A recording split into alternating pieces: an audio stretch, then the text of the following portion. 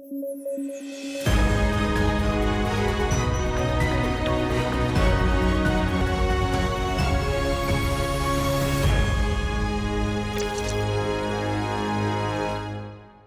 News at 9 programme में आपका स्वागत है। मैं हूं अमृत उपाध्याय। आइए जल्दी से देखें आज की हेडलाइंस। 21 अप्रैल को मना national civil services day. Sardar Patel ने दिया था सिविल सर्वेंट्स को स्टील फ्रेम ऑफ इंडिया का दर्जा। 2006 से हुई थी इस दिन को मनाने की शुरुआत। पोप फ्रांसिस का हुआ निधन। रोमन कैथोलिक चर्च को लीड करने वाले पहले लैटिन अमेरिकन थे पोप फ्रांसिस। अर्जेंटीना में हुआ था जन्म। और विश्व आर्थिक मंच के संस्थापक ने दिया इस्तीफा। 1971 में क्लॉस श्वाब ने की थी स्थापना। जिनेवा में है मुख्यालय।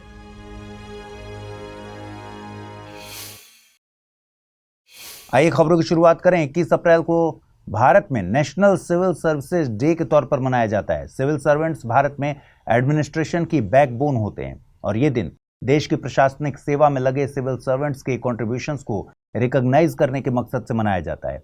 भारत में इस दिन को मनाने की शुरुआत 2006 से हुई थी। इसे 21 अप्रैल को मनाए जाने के पीछे एक इतिहास है। दरअसल स्वतंत्र भारत के पहले गृह मंत्री सरदार वल्लभ भाई पटेल थे। उन्होंने एडमिनिस्ट्रेटिव सर्विसेज के पहले बैच के प्रोबेशनल ऑफिसर्स को दिल्ली के मेटकॉफ हाउस में 21 अप्रैल 1947 को संबोधित किया था। उन्होंने सिविल सर्वेंट्स को स्टील फ्रेम ऑफ इंडिया का दर्जा दिया था। देखिए, सिविल सर्वेंट्स की नियुक्ति की प्रक्रिया केंद्र के स्तर पर यूपीएससी यानी यूनियन पब्लिक सर्विस कमीशन के द्वारा और राज्य के स्तर पर स्टेट पब्लिक सर्विस कमीशन के द्वारा की जाती है। आप में से बहुत से लोग इन सेवाओं की तैयारी करते भी होंगे। बहुत लोगों को एग्जाम के पैटर्न की जानकारी भी होगी। लेकिन मुझे लगता है कि सिविल सर्विसेज डे एक अच्छा मौका है जब मैं आपको केंद्र के स्तर पर यूपीएससी द्वारा आयोजित सिविल सर्विसेज एग्जामिनेशन यानी सीएससी के पैटर्न से रूबरू करा दूं। राज्य के स्तर पर होने वाली परीक्षाओं में आमतौर पर प्रीलिम्स, मेंस और इंटरव्यू के 3 चरण होते हैं, लेकिन इनके करवाने का तरीका अलग अलग होता है। केंद्र के स्तर पर यूपीएससी आमतौर पर सीएससी का नोटिफिकेशन या अधिसूचना जनवरी या फरवरी के महीने में जारी करती है। जैसे 2025 के एग्जाम के लिए नोटिफिकेशन 22 जनवरी 2025 को जारी किया गया था। यह परीक्षा हर साल आईएएस, आईपीएस, आईएफएस, आईआरएस समेत 20 अन्य ग्रुप ए और ग्रुप बी सर्विस में भर्ती के लिए आयोजित की जाती है और यह परीक्षा 3 चरणों में आयोजित होती है। पहले चरण को कहते हैं प्रारंभिक परीक्षा यानी प्रीलिम्स यानी पीटी। ये परीक्षा ऑब्जेक्टिव टाइप की होती है और इसमें मल्टीपल चॉइस क्वेश्चंस होते हैं, एमसीक्यू पूछे जाते हैं। परीक्षा में 2 पेपर होते हैं। एक पेपर होता है जनरल स्टडीज का, दूसरा पेपर है comprehension, logical reasoning, basic math, decision making जैसे सवालों का, जिसको सीसेट कहते हैं। दोनों पेपर 2 घंटे और 200 मार्क्स के होते हैं। दूसरा वाला पेपर, जिसे आम बोलचाल में मैंने बताया सीसेट कहते हैं, यह पेपर क्वालिफाइंग नेचर का होता है और उसमें 33% स्कोर करना जरूरी होता है, लेकिन इसके मार्क्स मेरिट बनाने में योगदान नहीं देते। ऐसे समझिए कि प्रीलिम्स पास करने के लिए आपको इस एग्जाम में कम से कम 33% स्कोर करना है। बाकी कट ऑफ का जो निर्धारण होगा प्रीलिम्स के स्तर पर, वो जीएस पेपर 1 के मार्क्स से होता है। प्रीलिम्स एक छंटनी की परीक्षा है। मतलब आप, इसका मकसद क्या है? इसका मकसद है आपको मेंस एग्जाम के लिए सेलेक्ट करना। तो बहुत सारे लोग प्रीलिम्स के एग्जाम से बाहर हो जाते हैं। इस परीक्षा को पास करके आप केवल मेंस एग्जाम देने के योग्य बनते हैं। फाइनल एग्जाम के कट ऑफ में इसके भी मार्क्स नहीं जोड़े जाते। और दूसरे स्तर पर मेंस एग्जाम होता है। यह एक डिस्क्रिप्टिव टाइप यानी लिखित परीक्षा है। इसमें कुल 9 पेपर होते हैं, जिनमें से 7 पेपर आपकी मेरिट बनाते हैं और 2 पेपर होते हैं क्वालिफाइंग नेचर के। क्वालिफाइंग पेपर्स में एक तो भारतीय भाषा का पेपर हो गया और दूसरा अंग्रेजी भाषा का पेपर है। भारतीय भाषा का चुनाव आप संविधान की 8वीं अनुसूची में शामिल भाषाओं में से करते हैं। 7 पेपर जिनसे मेरिट तय होती है, उनमें 4 पेपर होते हैं जनरल स्टडीज के विषयों के। बाकी के 2 पेपर वैकल्पिक विषय या फिर ऑप्शनल सब्जेक्ट के होते हैं। ऑप्शनल सब्जेक्ट्स की एक सूची नोटिफिकेशन के साथ ही जारी की जाती है। उसमें से किसी एक विषय का चुनाव एस्पिरेंट्स को करना होता है। मेंस परीक्षा कुल 1750 मार्क्स की होती है। इस लिखित परीक्षा को पास करने के बाद पर्सनैलिटी टेस्ट या फिर इंटरव्यू होता है और यह परीक्षा का अंतिम पड़ाव है। यह परीक्षा 275 मार्क्स की होती है। ये मौखिक परीक्षा होती है। इंटरव्यू बोर्ड के सदस्य सवाल करते हैं, उनके आंसर्स एस्पिरेंट को देने होते हैं। इंटरव्यू में नॉलेज से कहीं ज़्यादा एस्पिरेंट्स की पर्सनालिटी, एटीट्यूड और कॉन्फिडेंस आदि को परखा जाता है। परीक्षा में शामिल होने के लिए योग्यता है कि आप देश की किसी मान्यता प्राप्त यूनिवर्सिटी से ग्रेजुएट हों। आयु सीमा और अटेम्प्ट हर कैटेगरी के लिए अलग अलग है। मैं जनरल कैटेगरी या सामान्य श्रेणी की बात कर लूं तो आयु सीमा न्यूनतम 21 साल और अधिकतम 32 साल है। सामान्य श्रेणी के एस्पिरेंट्स इस एग्जाम को 6 बार दे सकते हैं। ओबीसी, एससी, एसटी कैटेगरीज को आयु सीमा और अटेम्प्ट्स में छूट भी दी गई है। मैंने अपनी तरफ से पूरे एग्जाम के प्रोसेस को समराइज करने की कोशिश की है, लेकिन फिर भी कोई डाउट हो तो उस स्थिति में आप कमेंट बॉक्स में मैसेज कर सकते हैं। पोप फ्रांसिस का 88 वर्ष की उम्र में निधन हो गया है। पोप फ्रांसिस के निधन की सूचना वेटिकन सिटी ने कंफर्म कर दी है। Pope Francis Roman Catholic church के सर्वोच्च पोप थे। अर्जेंटीना से ताल्लुक रखने वाले pope Francis Roman Catholic church को लीड करने वाले पहले लैटिन अमेरिकन थे। वे इस पद पर मार्च 2013 में नियुक्त हुए थे। भारतीय प्रधानमंत्री नरेंद्र मोदी समेत दुनिया के नेताओं ने उन्हें श्रद्धांजलि अर्पित की। एक बार हम रोमन कैथोलिक चर्च के सिस्टम की हायरार्की को समझ लेते हैं। इस व्यवस्था में शीर्ष पर पोप होते हैं, वो कैथोलिक चर्च के लीडर होते हैं, जिस पद पर पोप फ्रांसिस थे। पोप वेटिकन सिटी के राज्य अध्यक्ष भी होते हैं। इनका चुनाव कार्डिनल्स करते हैं, जो इस व्यवस्था में दूसरे पायदान पर आते हैं। कार्डिनल्स के बाद आर्क बिशप्स यानी प्रधान पादरियों का स्थान आता है। आर्क बिशप्स इनके नीचे के पायदान में आने वाले बिशप्स में से ही कुछ मुख्य बिशप्स होते हैं। बिशप के बाद प्रीस्ट यानी पादरी का स्थान आता है। इसके बाद हायरार्की में डिकॉन यानी छोटे पादरी आते हैं और आखिर में आम लोग होते हैं, जिन्हें इस व्यवस्था में लेइटी कहा जाता है। रोमन कैथोलिक चर्च की व्यवस्था के मुताबिक यदि पोप की मृत्यु हो जाती है या वे पद से रिजाइन कर देते हैं तो नए पोप को चुनने की एक डिटेल्ड प्रोसीजर है। जब पोप की मृत्यु होती है तो एम्प्टी सीट का पीरियड लागू होता है। ये वो पीरियड है जिसमें वेटिकन सिटी में स्थित सेंट पीटर चर्च में पोप की सीट खाली होती है। ये पीरियड कुछ हफ्तों तक चलता है। इसमें पोप की डेड बॉडी को स्टेट के सामने रखा जाता है, उनकी फ्यूनरल को आयोजित किया जाता है। इसके बाद कार्डिनल्स कॉन्क्लेव की तैयारी करते हैं। ये कॉन्क्लेव नए पोप के चुनाव के लिए आयोजित किया जाता है। कॉन्क्लेव की यह परंपरा करीब 800 साल पुरानी है।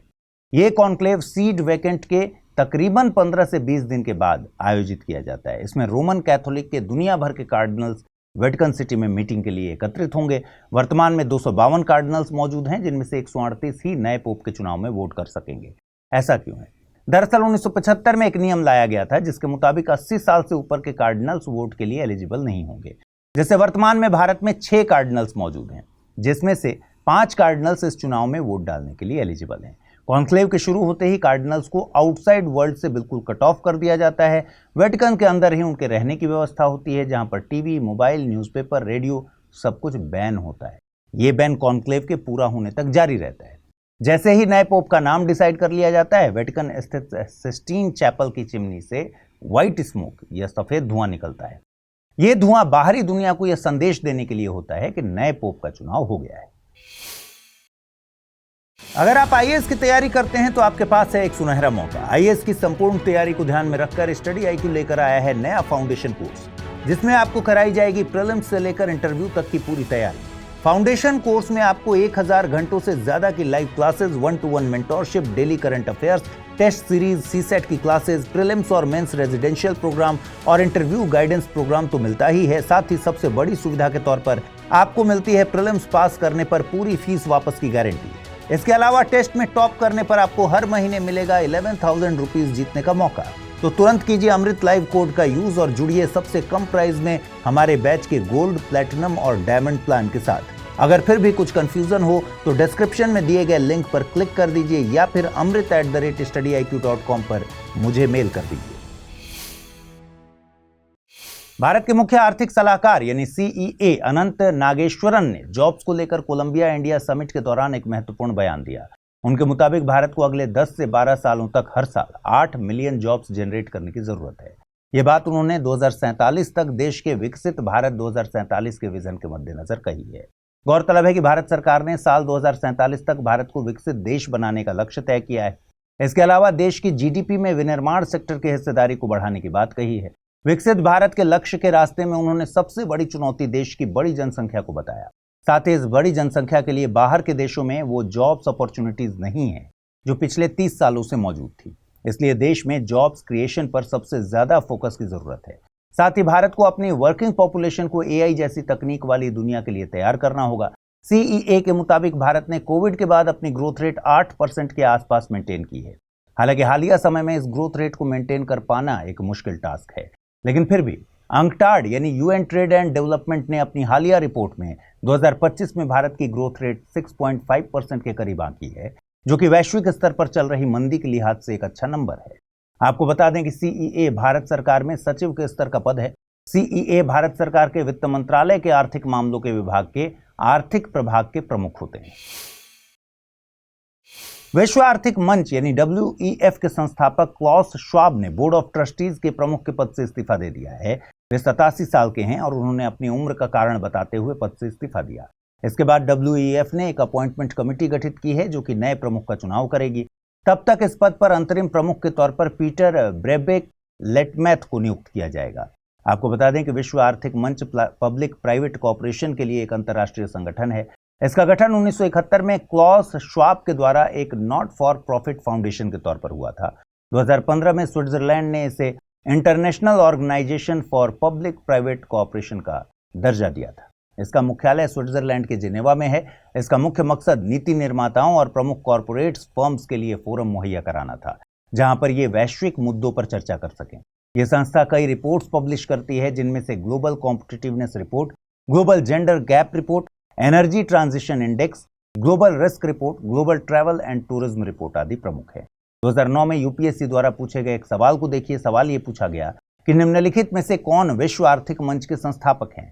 Claus Schwab, John Kenneth Galbraith, Hobart Zoellick या फिर पॉल क्रुगमैन। आइए अब जल्दी से देखें आज का टर्म ऑफ द डे। आज का टर्म ऑफ द डे है योग। योग एक प्राचीन शारीरिक, मानसिक और आध्यात्मिक प्रैक्टिस है जिसकी उत्पत्ति भारत में हुई थी।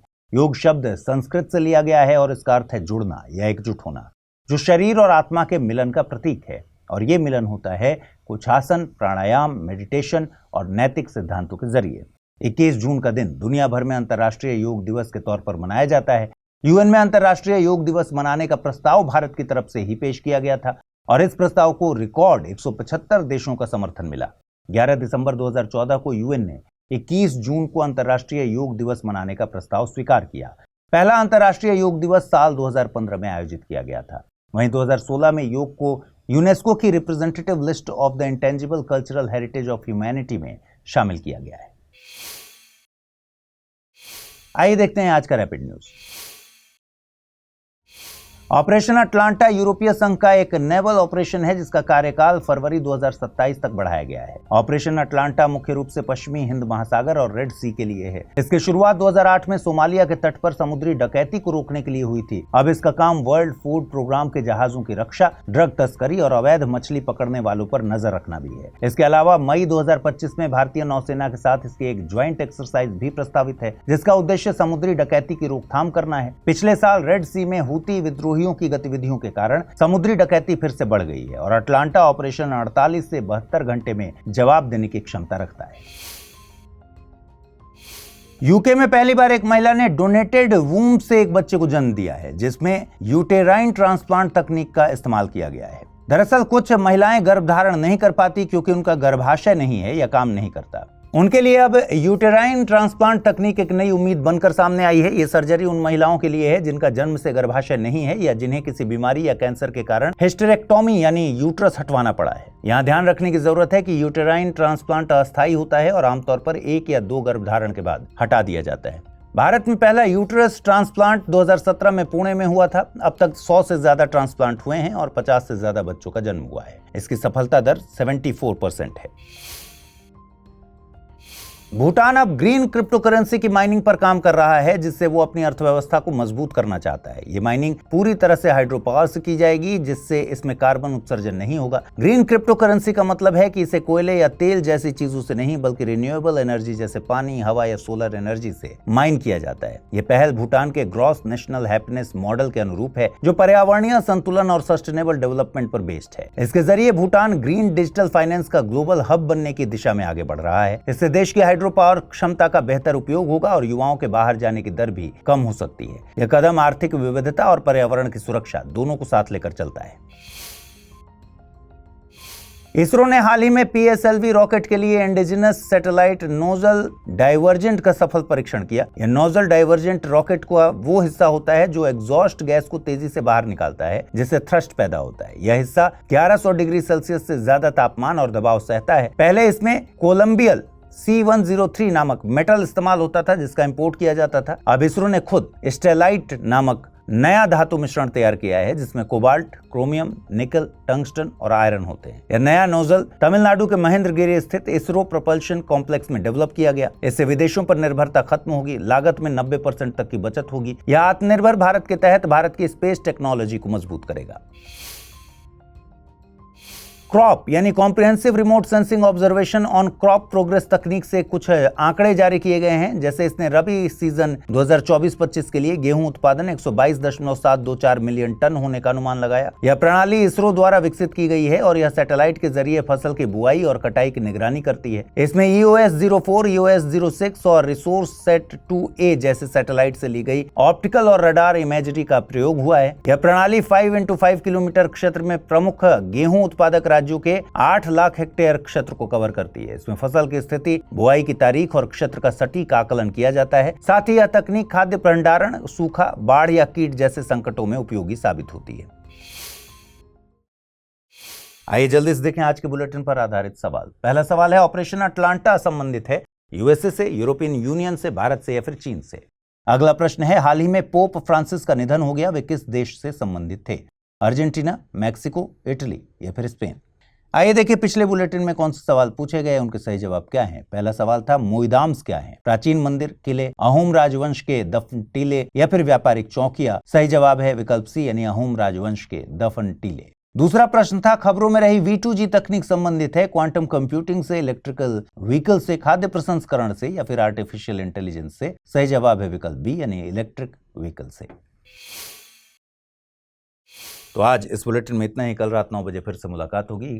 ख्याल रखिए अपना, ठीक से पढ़ाई कीजिए। अगर आप इस बुलेटिन की PDF हासिल करना चाहते हैं तो अमृत उपाध्याय 007 टेलीग्राम चैनल है जिस पर इसकी PDF रोजाना मिलती है। नमस्कार।